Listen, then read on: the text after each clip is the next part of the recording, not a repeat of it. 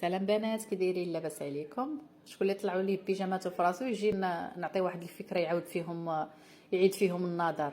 المهم هنا راه عندي ديك عندي البيجامه خضراء هكا درت ليها الدونتيل كحل.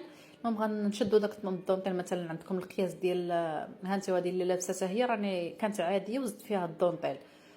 هاد الدونتيل اللي درت في البيجامه راه كان عندي في واحد اللعيبه واحده اخرى حيدتها وزدتها في هاد البيجامه.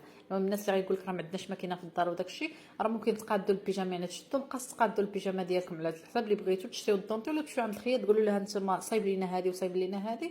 يعني ما يخسر والو، هو غادي غير يطرق ليكم، فهمتوا؟ غتخلصوا غير في التطراق، والشكل ديال البيجامه كيتبدل، كيولي واعر بحال شارينها غاليه.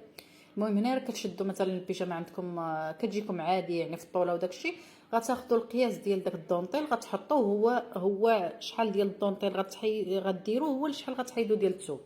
نتمنى تكونوا فهمتوني. بحال هكا انا عبرت مثلا هاد الدونتيل، انا حيت هذه كانت كتجيني شويه طويله حيدت ليها واحد 3 سنتيم وعاد حيدت القياس ديال الدونتيل. المهم هذيك راه اللوان المغلوقه كاملين كيجيو معاهم الكحل زوين يعني، ولا الا كان عندكم مثلا جوج لويزات فهذاك كتاخذوا لون واحد ديروه في الدونتيل. والدونتيل راه كيبدا من 3 دراهم للمتر وانت طالع، يعني راه ما تحتاجوش بزاف، متر ولا متر ونص راه كافيكم، عا متر راه كافيكم في اليدين والرجلين. هانتوما الشكل ديالها النهائي كي كيكون، كتجي واعره كتبدل في مره، كتقولوا راه شارينها عاد جديده وشارينا غاليه، حيت راكم عارفين اي بيجامه ولا اي حاجه فيها الدونتيل هي كيغليوها، يعني على داك الدونتيل اللي فيها كيغليوها.